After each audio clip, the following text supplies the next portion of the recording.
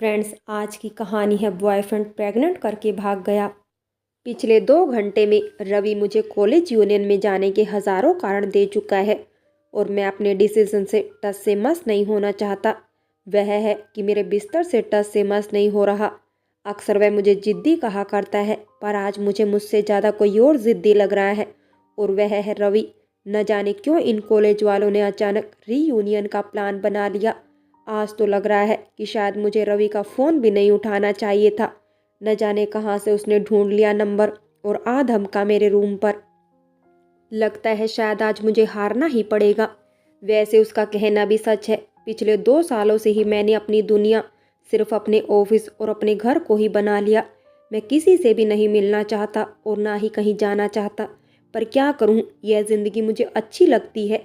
मुझे किसी के सवालों का जवाब नहीं देना पड़ता। मुझे किसी को नहीं बताना पड़ता कि मैं कैसा हूँ।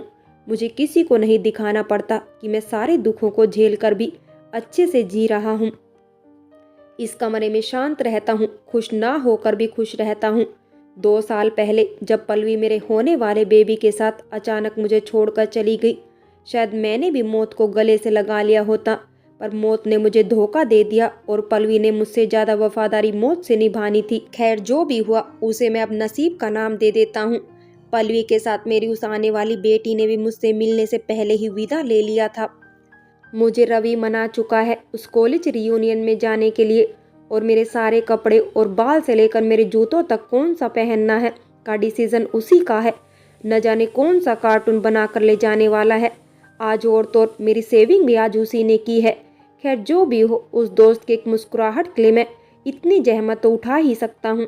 तो ऐसा है कि मैं आज से पूरे 2 साल के बाद अपने ऑफिस और अपने घर से किसी तीसरी दुनिया में कदम रखने जा रहा हूँ। वो 2007 था जब मैं बेफिक्र सा अपने दोस्तों के जैसा इस पूरी दुनिया से अनजान। ग्रेजुएट होना शायद हम सबकी बहुत बड़ी अचीवमेंट हो, जैसे उस समय समझ नहीं आता था। अचीवमेंट के नाम पर इंक्रीमेंट और अप्रेजल भी होते हैं और सबसे बड़ा अचीवमेंट तो वह होता है जब आप किसी को बहुत शिद्दत से चाहो और उसकी आंखों में और उसके होठों पर वो हाँ मिल जाए। उसमें ग्रेजुएशन की डिग्री के साथ हमारी आंखों में कुछ आंसू भी थे, क्योंकि जो खास दोस्त पिछले 3 सालों में बने थे उनसे विदा लेना उतना आसान नहीं था हम सब के लिए। पर थोड़ी उन आंखों में चमक की मिलावट भी थी, क्योंकि उस चमक में बहुत सारे सपने थे। किसी को यहाँ से निकलकर एमबीए करना था, तो कोई यूपीएससी की तैयारी के लिए जाने वाला था, तो कोई किसी को पत्रकारिता में अपने हाथ आजमाने थे। पर रवि इसलिए खुश था क्योंकि अब उसे पढ़ाई नहीं करनी पड़ेगी।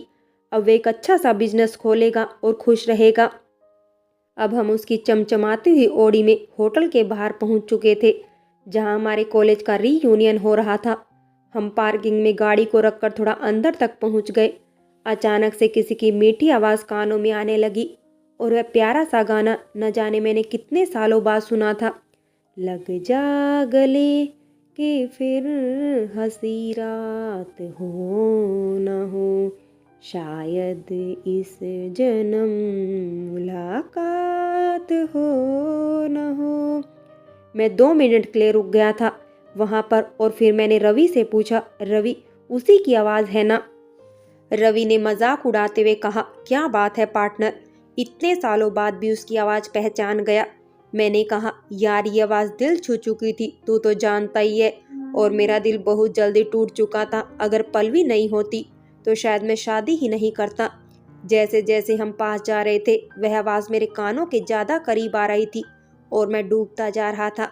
हमने एंट्री की तो देखा वो माइक ले चेयर पर सामने स्टेज पर बैठी थी, अपने गाने में वैसे ही डूबी थी जैसे 10 साल पहले वह कॉलेज फंक्शन में डूब जाया करती थी। पूरा कॉलेज उस पर टकटकी लगाए रहता था और आज भी वही हाल था।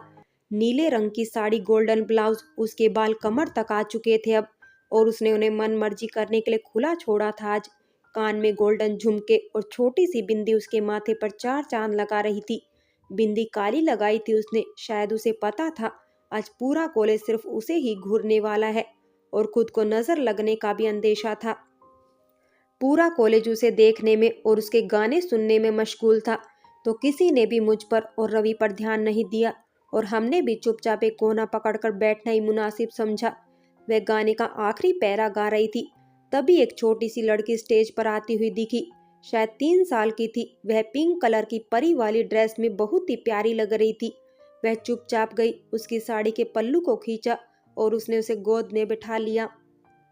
अचानक से उसने गाना चेंज किया। यशोमती मैया से बोले नंदलाला, राधा क्यों गोरी मैं क्यों काला, गा रही थी। जब तक वह गाना खत्म करती तब तक वह छोटी सी बच्ची उसकी साड़ी के आंचल में छुपकर सो चुकी थी। हम सब थोड़े सरप्राइज थे कि क्या यह बच्ची उसी की है। उसने कभी शादी का बताया नहीं था किसी को भी, और ना उसके मांग में सिंदूर था और ना ही मंगलसूत्र। हम सब अपने हिसाब से अटकलें लगा रहे थे।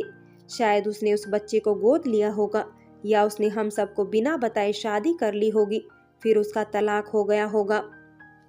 ऐसा भी हो सकता है शायद उसका हस्बैंड अब इस दुनिया में ना हो, और कुछ समाज के ठेकेदारों ने यह भी सोच लिया था। शायद उसका बॉयफ्रेंड उसे प्रेग्नेंट करके भाग गया हो। लोरी खत्म करके उसने वही स्टेज से सबको थैंक यू और सॉरी दोनों कहा, क्योंकि उसे अचानक अपना गाना बदलना पड़ा। पर शायद सॉरी की जरूरत नहीं थी, क्योंकि हर कोई इसकी लोरी में खो गया था। उसने इस बच्ची को गोद में उठाया और स्टेज से नीचे उतरने लगी। पूरा कॉलेज ताड़ियों की गड़गड़ाहट से गूंज चुका था। वो शायद जान चुकी थी कि लोगों की नजरों में उसके लिए बहुत से सवाल है, पर वह मुस्कुराते हुए उतर रही थी। आज मैंने उसे इतने सालों बाद साड़ी में देखा तो मुझे अपना सेकेंड ईयर वाला जूलॉजी का पेपर याद आ गया।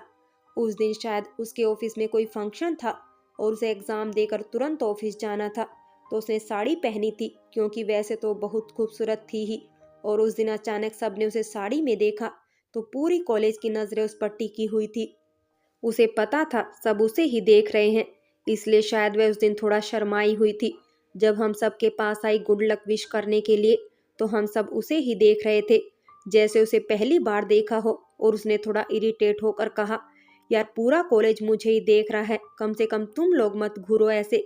हम लोग बहुत जोर से हंस पड़े और मैंने उसे कहा, वैसे भी तो तुझे रोज पूरा कॉलेज ही घूरता है, तू 8वां अजूबा जो है।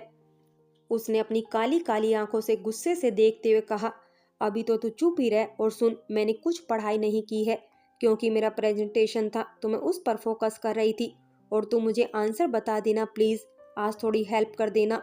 मैंने उसे कहा, ठीक है, अगर कॉलेज के बाद एक कॉफी पर चलेगी तो बिल्कुल बता दूंगा। उसने कहा, चल अब फ्लर्ट करना बंद कर और पढ़ ले, क्योंकि तुझे मेरे भी पेपर बनाने हैं। हालांकि उसे पूरी जूलॉजी के पेपर में कहीं भी मेरी जरूरत नहीं पड़ी। वह अपना पेपर बहुत अच्छे से कर रही थी। मैं ही उस दिन खोया हुआ था आंसर लिखते लिखते उसके रेड और ब्लैक साड़ी में और उसके लंबे बालों में। जब मैंने उसे पहली बार देखा था कॉलेज में, मैं तभी से उस पर अपना दिल दे चुका था, और आज तो शायद मेरे लिए पूर्णिमा का चांद थी। जैसे जितना भी देख लो नजर ही नहीं भर रही थी।